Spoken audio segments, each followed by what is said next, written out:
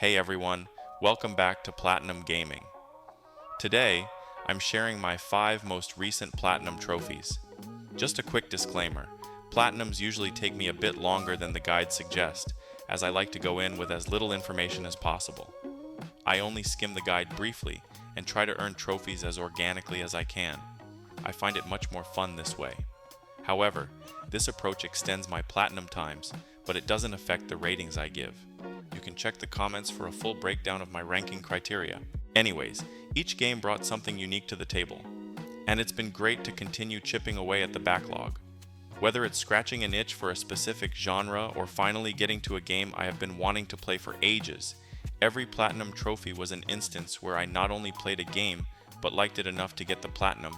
I've included a brief description of the game itself, my experience and review, and some gameplay in which I try to capture the overall feel of each title. Let's get started. Starting off, this is a game that first caught my eye as I was browsing the PlayStation Plus catalog, and I finally got around to it.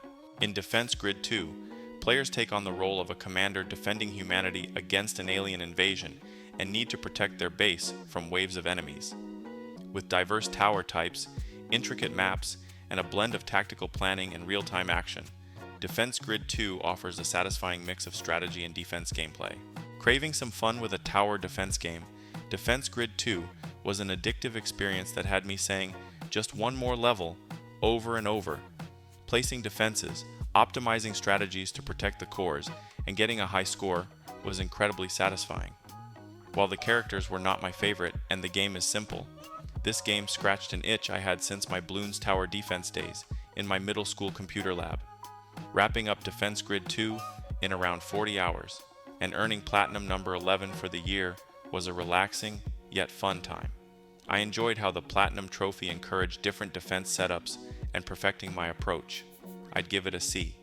It won't blow your mind, but it is a solid game. The Platinum trophy is a C. It does encourage experimentation, but the amount of missions required is a bit much.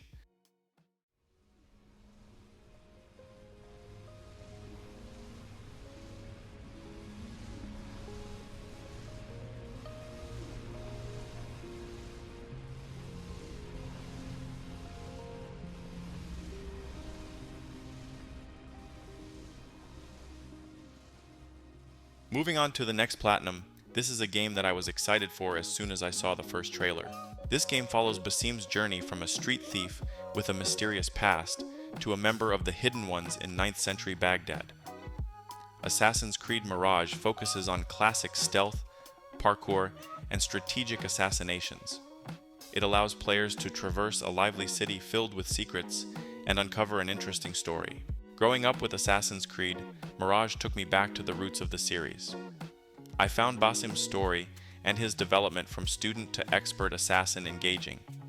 Although traversal can still be wonky at times, it was nice to have an original Assassin's Creed experience with modern graphics and mechanics. Wrapping up Assassin's Creed Mirage and snagging Platinum number 12 for the year, it was a pretty smooth experience. I enjoyed how the Platinum trophy encouraged me to explore Baghdad and dive into the different mechanics. The setting and return to stealth was the highlight for me. For the story and setting, I give the game a B, enjoyable and recommendable. The game is well executed, though it may have minor flaws, and the Platinum trophy AB generally complements the game.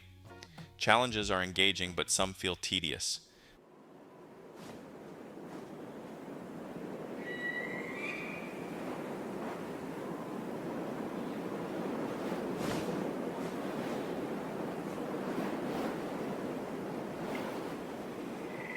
Moving on to the next Platinum, this game not only caught my eye, but was perfect for the season. In Nobody Saves the World, the player is an unlikely hero who begins as a nobody and gains shape-shifting powers to save a whimsical, hand-drawn world. Nobody Saves the World focuses on creative form shifting and dungeon exploration. It allows for experimentation with quirky transformations and has a solid ending.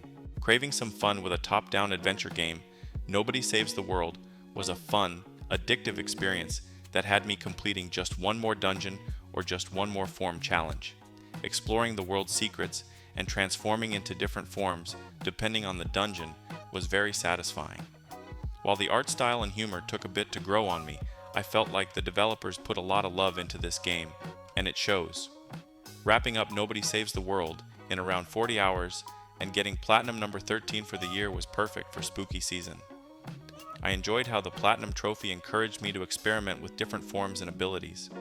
I'd give it a B for its charm and addictive gameplay, and the Platinum Trophy an A. It's a bit too many challenges, but it encourages exploration and experimentation.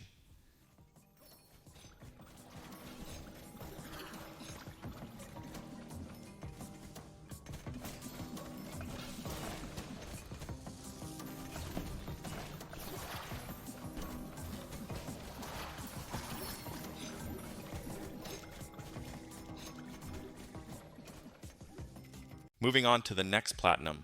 This is a game that I was excited for as soon as I saw the reviews coming out. This game lets players become RoboCop, a cybernetic police officer on a mission to protect the streets of Detroit. With a focus on combat and exploration in a crime-ridden city, players can relive iconic moments, take down criminals with the iconic Auto 9, and enjoy a storyline that feels both nostalgic and refreshingly new. Growing up with classic action movies like RoboCop, Terminator, and Rambo, RoboCop Rogue City brought back great memories. Stomping around in RoboCop's metal boots and patrolling the gritty streets of Detroit was an experience that had me smiling throughout. While I believe that the game engine and IP do most of the work, it was awesome to walk through some of the major set pieces of the RoboCop world. Wrapping up RoboCop Rogue City in 14 hours and getting Platinum number 14 for the year was a breeze. I enjoyed how the Platinum Trophy encouraged me to dive into Detroit and explore different combat approaches. Exploring the RoboCop universe was the absolute highlight for me. I'd give the game a B due to my love for the movies and fun gameplay, and the Platinum Trophy AB as it is easy, but does not enhance the experience.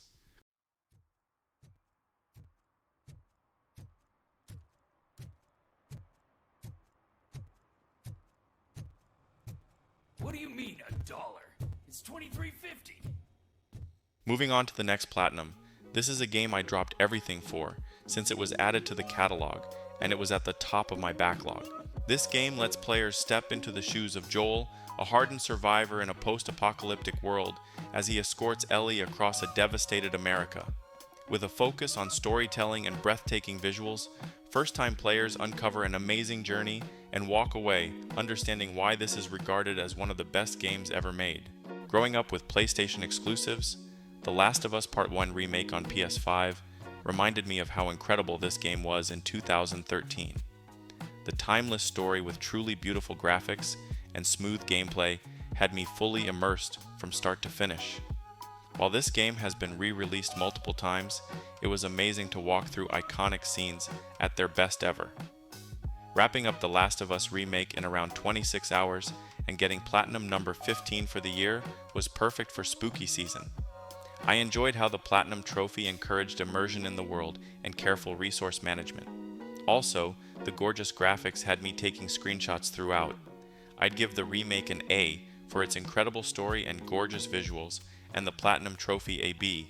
It enhances the experience but has too many collectibles.